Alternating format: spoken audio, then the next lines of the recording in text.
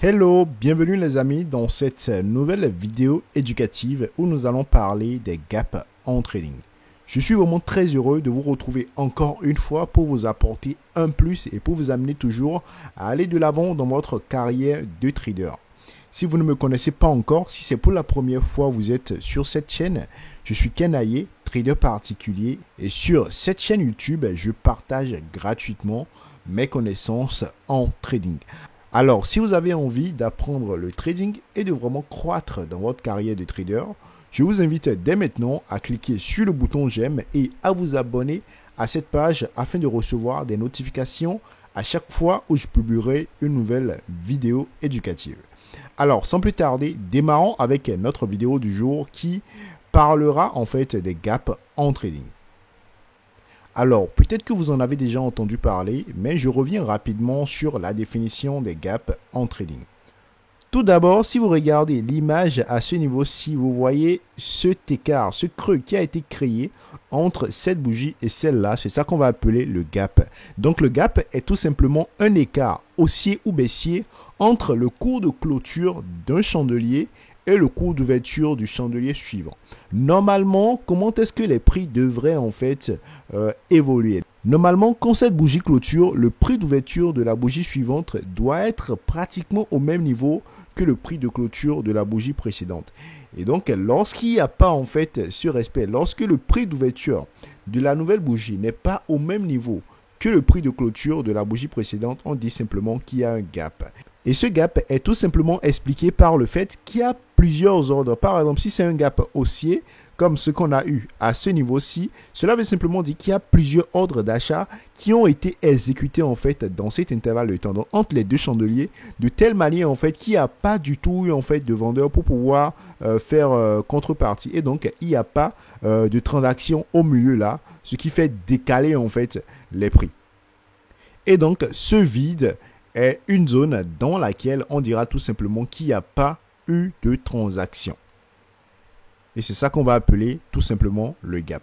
J'espère que maintenant vous comprenez ce qu'on appelle le gap. À chaque fois que vous verrez un vide comme ça sur votre graphique, il faut savoir que c'est un gap qui a été tout simplement créé. Alors, si on parle de gap, on doit chercher à connaître ce qui peut créer un gap, ce qui peut induire un gap sur nos différents actifs, que ce soit sur le forex, les actions, les matières premières et bien d'autres. Alors, de façon générale, en fait, les gaps peuvent être causés par en fait les annonces économiques. Donc, des annonces économiques vraiment importantes du genre taux d'intérêt, inflation et bien d'autres. Ensuite, les événements importants comme ce qu'on est en train de vivre actuellement, la crise géopolitique actuelle, c'est-à-dire la guerre entre la Russie et l'Ukraine. Et comme vous l'aurez remarqué, si vous avez fait un peu attention, la nuit du dimanche 20 au lundi 21 février, je crois bien, il y a eu un gros gap qui s'est fait remarquer, pas seulement en fait sur les indices, mais également en fait sur le forex et sur plusieurs autres marchés. Et donc, c'est tout simplement une information du week-end qui a en fait créé ce gap parce qu'il y avait tellement d'ordres qui ont été placés en attente et dès que le marché a ouvert, tous ces ordres ont été exécutés au même moment, ce qui a fait décaler en fait les prix. Donc, en résumé, de façon générale, en fait, ce qui peut causer un gap, c'est soit les annonces économiques, les événements importants, vraiment des événements très importants, l'accumulation des ordres, en fait, dans le week-end, et aussi, en fait, l'ouverture des marchés. Généralement, à l'ouverture des marchés, on a de petits gaps. Ce n'est pas des gaps très importants, mais parfois, ça peut être important et il faut tenir compte de cela. Les plus importants, vous les avez là, annonces économiques, les événements importants du genre crise géopolitique, crise sanitaire ou bien d'autres, tous ces trucs en fait peuvent créer des gaps en fait sur les marchés financiers. Donc toute information qui peut en fait amener, tout facteur qui peut amener en fait l'investisseur à agir brusquement, ça peut vraiment en fait créer des gaps sur les marchés. Alors, maintenant qu'on a vu ce qui peut induire un gap, voyons rapidement les deux grandes catégories de gap. Alors, ce n'est pas en fait les différents types de gap encore, mais seulement en fait les deux catégories de gap pour vous amener en fait à pouvoir bien lire en fait vos différents gaps. Est-ce que c'est un gap haussier ou c'est un gap baissier? Parce que ça part de là d'abord avant de dire que j'ai un gap de continuation, ainsi de suite. Il faut d'abord savoir si c'est un gap haussier ou si c'est un gap baissier. Et c'est là en fait que vous avez en fait ces deux catégories-là. Donc vous avez à ma gauche ici le gap haussier et vous avez à ma droite le gap baissier. Donc le gap haussier en fait est caractérisé par quoi? C'est tout simplement un gap dans lequel en fait le prix d'ouverture de la bougie qui a fait le gap en fait sera au-dessus du prix de clôture de la bougie précédente. Donc par exemple ici on a en fait le prix d'ouverture de cette bougie verte là, de celle-là en fait, qui est au-dessus du prix de clôture en fait de la bougie précédente. Et donc on a ouvert vers le haut. Et pour le gap baissier, on aura le prix d'ouverture de la nouvelle bougie qui sera en dessous du prix de clôture de la bougie précédente tout simplement. Donc là, à partir d'aujourd'hui, vous savez maintenant en fait ce qu'est un gap haussier et ce qu'est un gap baissier. Maintenant que vous avez tout ça, nous allons maintenant aller un peu plus en profondeur pour voir les différents types de gap. J'espère que vous êtes prêts. Alors, si vous êtes prêts, on y go. Nous avons de façon générale 4 types de gap en trading. Le premier type de gap est le gap commun. Après, nous avons le gap de rupture ou breakaway gap en anglais. Ensuite, nous avons le gap de continuation ou runaway gap en anglais. Et pour finir, nous avons le gap terminal ou gap de terminaison. Voyons donc en détail ces différents types de gap. Donc, on va prendre chaque type de gap et on va donner en fait ses caractéristiques avec une petite image à l'appui. Et en fait, cela vous donnera une idée de la chose afin que vous-même, vous puissiez aller sur vos graphiques et pouvoir déterminer si possible ces différents types de gap. Alors, si vous êtes prêts, nous allons donc démarrer avec le gap commun.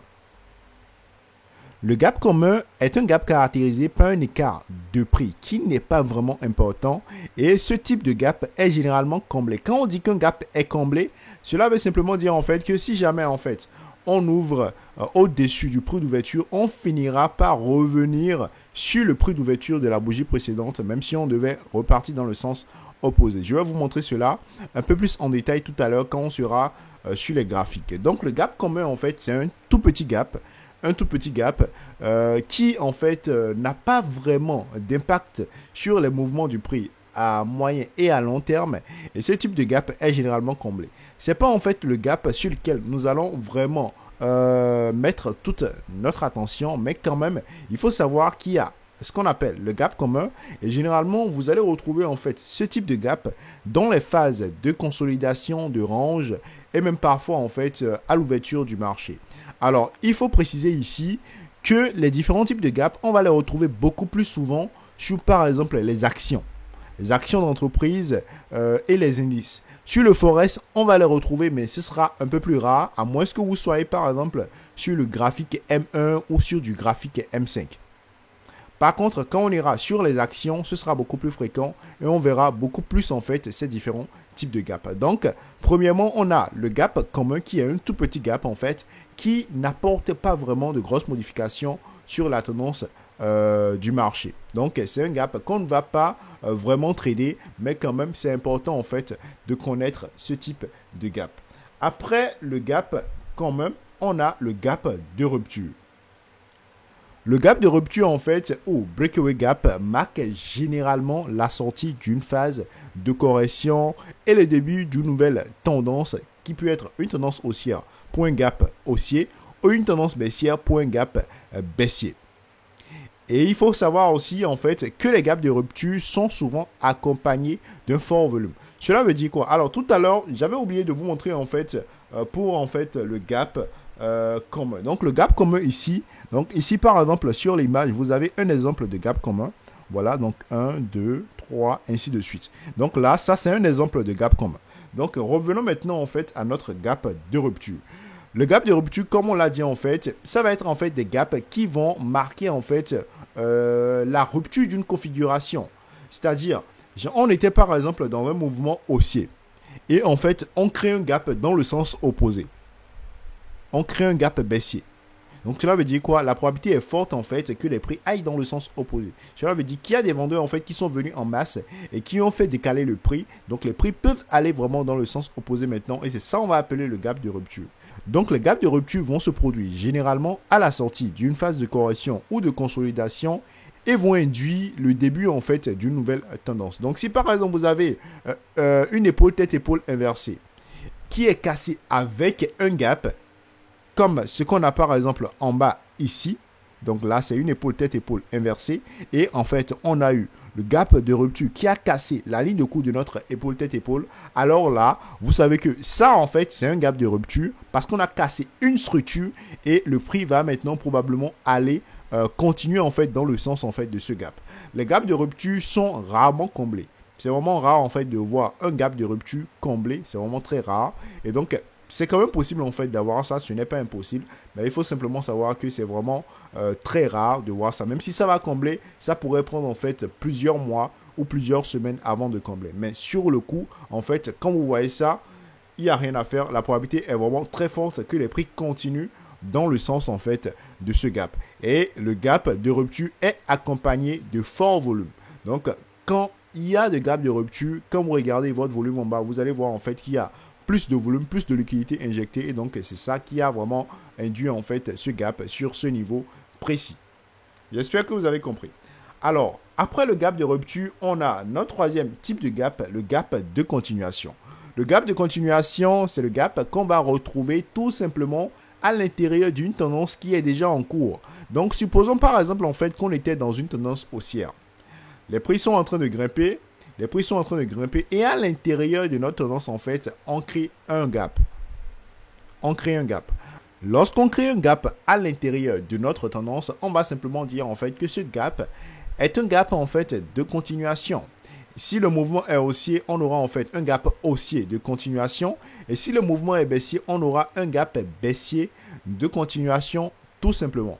Et il faut savoir aussi que les gaps de continuation s'accompagnent de forts volumes, mais pas autant en fait que les gaps de rupture. Le volume, on va peut-être dire en fait que pour les gaps de continuation, le volume sera un peu moyen, mais pas si élevé en fait que pour les gaps de rupture. Et donc si peut-être vous avez pris une position, supposons qu'on est dans un mouvement haussier, vous avez pris un trade à l'achat et pendant que le prix évolue, ça vous crée un gap haussier de continuation, vous êtes tranquille parce que vous savez qu'il y a encore du potentiel et que les prix peuvent encore aller beaucoup plus en fait en avant.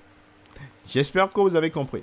Alors, après le gap de continuation, donc sur mon image ici, vous pouvez voir le cercle là, à l'intérieur, on a ce vide qui a été créé. Donc ça, c'est un gap de continuation. Et pour finir, après le gap de continuation, on a le gap de terminaison ou le gap terminal. Et donc le gap de terminaison, en fait, ça aura l'air en fait du gap de continuation, seulement que les gaps de terminaison vont en fait être rapidement comblés et cela va induire un mouvement contraire au mouvement principal.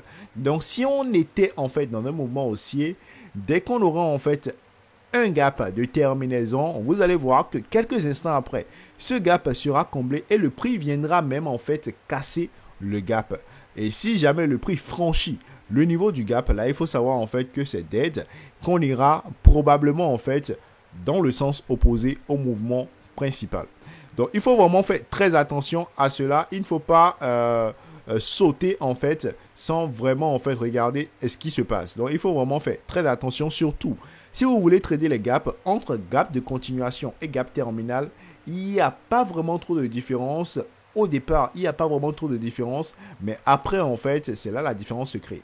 Donc, par exemple, si vous avez un gap de continuation qui commence par combler, c'est carrément mieux, en fait, d'attendre de voir que le gap est totalement comblé et que le prix repart dans le sens de la tendance avant de vous repositionner. Sinon, si ça commence par combler et que vous commencez par acheter, ça peut être un gap de terminaison et les prix peuvent totalement se retourner contre vous et aller dans le sens opposé. Donc, il faut faire très attention. Et aussi, il faut préciser en fait qu'au niveau du gap de terminaison, on a également des volumes élevés, pas autant que le gap de continuation, mais on a aussi des volumes élevés, ce qui marque en fait peut-être la force des acheteurs ou des vendeurs à pousser en fait une dernière fois. Et là en fait, derrière, en même temps, en fait, les volumes chutent. Après, on a de très petits volumes. Et là, les prix, en fait, commencent par aller dans le sens opposé. Donc, je vous propose vraiment, chers amis, pour le trading, en fait, des gaps, de faire très attention. On va voir tout à l'heure les différentes méthodes de trading de gap. Et donc, vraiment, faites très attention par rapport à ça. Et un truc sur lequel j'aimerais attirer votre attention, généralement, 8 fois sur 10 quand même, les gaps, en fait, de continuation que vous allez voir, quand le gap va se faire, le chandelier qui va sortir sera un chandelier qui sera en fait de même couleur que la tendance dans laquelle vous êtes. Donc si vous êtes dans une tendance haussière, le chandelier sera 8 fois sur 10 en fait un chandelier haussier. Et si vous êtes dans une tendance baissière, le chandelier sera 8 fois sur 10 un chandelier baissier. Donc, si jamais, en fait, vous êtes, en fait, dans une tendance haussière et que vous voyez, en fait, un gap haussier qui se fait, mais, en fait, avec une bougie rouge qui clôture, là, il faut commencer par faire attention parce que cela pourrait se transformer, en fait, en gap de terminaison, tout simplement. J'espère que vous avez compris, chers amis. Donc, pour résumer, on a le gap commun qu'on ne va pas trop utiliser, en fait, dans notre trading. On le verra, en fait, pratiquement tout le temps, surtout pour ceux qui tradent les indices. Ensuite, on a le gap de rupture qu'on peut avoir, en fait, sur des structures clés, donc sur des supports résistance, figure chartiste, et qui peut être, en fait, de très belles opportunités d'entrer en position pour vraiment démarrer une tendance. Ensuite, nous avons les gaps de continuation qui viennent simplement confirmer la tendance dans laquelle on est, qui viennent simplement nous dire, voilà, tu es dans une tendance haussière, c'est possible que le prix continue de grimper. Et donc, si on avait des positions, on va simplement laisser nos positions courir beaucoup plus longtemps. Et pour finir, on a le gap de terminaison ou le gap terminal qui, en fait, est un gap qu'on va retrouver à la fin d'un mouvement et qui va tout simplement induire un mouvement opposé au mouvement en fait qui se faisait. Donc si on était dans un mouvement haussier, lorsque le gap terminal va se faire, quelques instants après, quand le gap sera comblé et que les plus bas seront brisés, les prix iront tout simplement dans le sens opposé au mouvement principal. J'espère que vous avez très bien compris. Si vous avez compris, nous allons donc maintenant voir les méthodes de trading de gap. Alors, je ne vous ai pas cherché toutes les méthodes qui existent dans le monde. Je vous ai juste trouvé deux méthodes qui sont très faciles à utiliser et donc que vous pouvez en fait utiliser si vous voulez trader les gaps. Alors, je précise une chose. Le trading des gaps, ce n'est vraiment pas pour les débutants.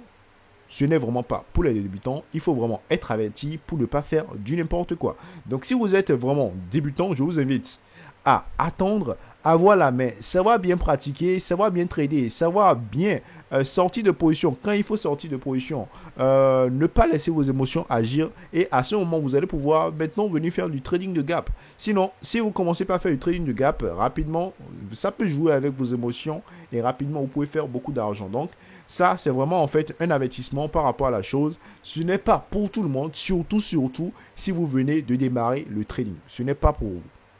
Prenez le temps en fait de vous former. Après, vous revenez faire du trading de gap. J'espère que vous avez compris. Alors, pour voir en fait les différentes méthodes de trading de gap, nous irons simplement sur la plateforme TradingView. Je vais vous présenter le graphique du Nasdaq et on va voir en fait les différents gaps qui ont été formés récemment et comment est-ce qu'on aurait pu tout simplement trader cela. Nous voilà donc, chers amis, sur le graphique du Nasdaq. Donc voilà, j'ai le graphique du Nasdaq devant moi. Et je vais tout simplement vous montrer en fait comment est-ce que vous aurez pu trader en fait les derniers gaps qu'il y a eu sur le Nasdaq. Alors, prenons par exemple en fait le gap qu'on a eu ici. Alors ce gap, comme vous pouvez le voir en fait, c'est un gap de continuation. Parce qu'on avait en fait un mouvement qui a quitté le haut, on avait ce double top qui a été cassé. Et en fait, on a eu le gap qui s'est fait bien en bas. On peut aussi dire en fait que c'est un gap de rupture parce que ici, on aurait pu tracer en fait une zone de support qui aurait été cassée avec le gap. Mais prenons tout simplement cela comme un gap de continuation. Donc, lorsque la bougie du gap, elle est sortie comme ça, comment est-ce que nous allons pouvoir trader cela? La méthode, elle est vraiment très simple. La première chose à faire en fait, c'est prendre en fait vos droites ou bien en fait des lignes horizontales. Donc je prends par exemple une ligne, un rayon horizontal et je vais passer en fait par le bout de mèche de la bougie en fait qui a fait le gap, donc de cette bougie là, donc de la bougie rouge, donc je passe par là et en deux je prends en fait mon rayon et je passe maintenant par le prix de clôture de la bougie précédente. Donc le prix de clôture en fait c'est ici. Et voilà. Donc là maintenant en fait, j'ai délimité la zone en fait de mon gap. Donc ça en fait, c'est là le prix devrait ouvrir normalement, mais ça fait le gap et ça a ouvert ici. Et là, on a clôturé ici. Donc avant qu'on ne continue le mouvement vers le bas, il faudrait qu'on brise en fait ceci. Et avant qu'on ne continue le mouvement vers le haut, il faudrait qu'on brise ceci. Et comme vous pouvez le voir, regardez à quel point ce niveau a joué le rôle de résistance pour le prix. Donc là, là et là, ça empêche le prix à chaque fois. Et donc, avant que le prix n'aille beaucoup plus haut, il faudrait qu'on casse ce niveau en fait. Alors, donc comment est-ce que nous, on allait tout simplement trader ça? Étant donné que c'est un gap de continuation, qu'on a eu que le prix a quitté le haut et qu'on est descendu et qu'on a eu notre gap à ce niveau-ci, nous allons simplement nous dire en fait que si jamais en fait, le prix venait à casser en fait cette ligne qu'on a tracée, qu'on allait entrer en position à la vente. Donc, cela veut simplement dire que sur cette bougie rouge, on serait donc entré en position à la vente. Et si on entre en position à la vente, pour placer vos objectifs de gain, vous allez simplement utiliser les prochains niveaux de support résistance. Donc par exemple, ici, vous allez utiliser en fait cette zone donc de support là. Et là, je pense pile poil, les prix sont revenus là et vous serez sorti en gain. Pour les stop loss, vous allez utiliser en fait les plus hauts précédents. Donc là, par exemple, on a le bout de cette mèche qui pourra jouer le rôle en fait de stop loss pour nous par exemple sur ce trade. Donc par exemple là, on a tracé notre niveau là, cassure de ce niveau, on entre en position à la vente, stop loss au-dessus là et TP en fait sur les prochains niveaux de support. Tout simplement. Tout simplement. Alors, seconde méthode, par exemple, vous pouvez vous dire, je ne veux pas en fait attendre la cassure de ceci avant d'entrer en position à la vente, mais je veux entrer en position à la vente si jamais en fait le gap est comblé. Donc j'avais dit en fait que j'allais vous montrer en fait quand on dit que le gap est comblé. Donc ici par exemple vous avez vu le gap, on a ouvert là, mais on est reparti en fait fermer le gap avec cette mèche là avant de redescendre. Donc c'est là en fait on dit que le gap est comblé. Donc cette bougie en fait a comblé le gap avec cette mèche. Tout simplement. Donc, par exemple, vous pouvez vous dire, je ne vais pas attendre que, en fait, le plus bas soit cassé avant d'entrer en position à la vente, mais je peux mettre, en fait, un ordre, par exemple, à ce niveau-ci, sur ce trade, un ordre sell limit sur le prix de clôture, en fait, de la bougie précédente, de telle manière que si jamais le gap est comblé, mon ordre sell limit sera automatiquement exécuté et je serai déjà en position. Le problème ici, c'est que si vous mettez en fait un ordre sell limit et que votre ordre est exécuté, le prix peut continuer à grimper.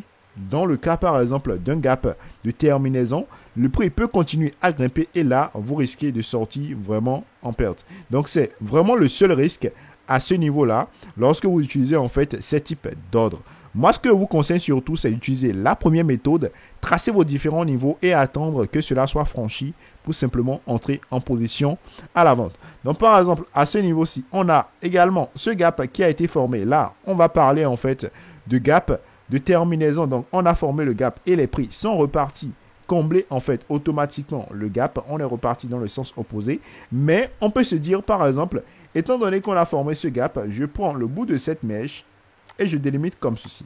Et j'attends que le prix revienne casser en fait le bout de cette mèche. Et dès qu'on a cassé en fait, je peux me repositionner à la vente par exemple. Je peux aussi faire pareil en fait pour ce gap là qu'on a créé ici. Ça c'est un gap de rupture. Je ne sais pas si vous voyez. Donc on était en train de grimper et là, tac, on crée un gap baissier totalement en bas. Donc ça par exemple c'est un gap de rupture de structure. Et là par exemple vous pouvez vous dire ok, donc j'ai mon gap de rupture. Donc c'est supposé que le prix pourrait descendre beaucoup plus. Et donc je vais tracer un niveau, par exemple, je prends ceci et je le déplace là. Et dès que le prix vient franchir ce niveau, donc sur cette bougie rouge là, je serai entré en position à la vente depuis ce niveau là, par exemple. J'espère que vous avez très bien compris. Je vous invite vraiment à prendre vos différents graphiques et à faire l'exercice. Cherchez des gaps, déterminer le type de gap dont il s'agit et essayez de voir comment est-ce que vous aurez pu prendre position. Si vous voulez trader les gaps, c'est vraiment le meilleur exercice à faire dès maintenant. Et dès que vous faites l'exercice, si vous êtes dans la communauté Discord, n'hésitez pas à partager ce que vous avez trouvé avec les autres membres de la communauté. Et donc, le moment venu, quand vous aurez des gaps comme ça, vous allez pouvoir tout simplement et facilement les trader pour générer de l'argent. Je précise, le trading de gap n'est pas pour les débutants en trading. Il faut déjà avoir des connaissances, il faut déjà être assis afin de pouvoir bien le faire. Et si vous voulez le faire, je vous conseille d'utiliser la méthode de cassure en fait du plus haut ou du plus bas de la bougie qui a fait le gap, afin en fait d'être vraiment serein et de pouvoir en fait voilà, profiter du mouvement. Ne prenez que des gaps en fait dans le sens en fait de la tendance. Si c'est un gap de rupture, entrez uniquement dans le sens en fait de ce gap. Donc on a eu un gap de rupture comme ceci vers le bas, donc je vends parce que le gap a été fait vers le bas.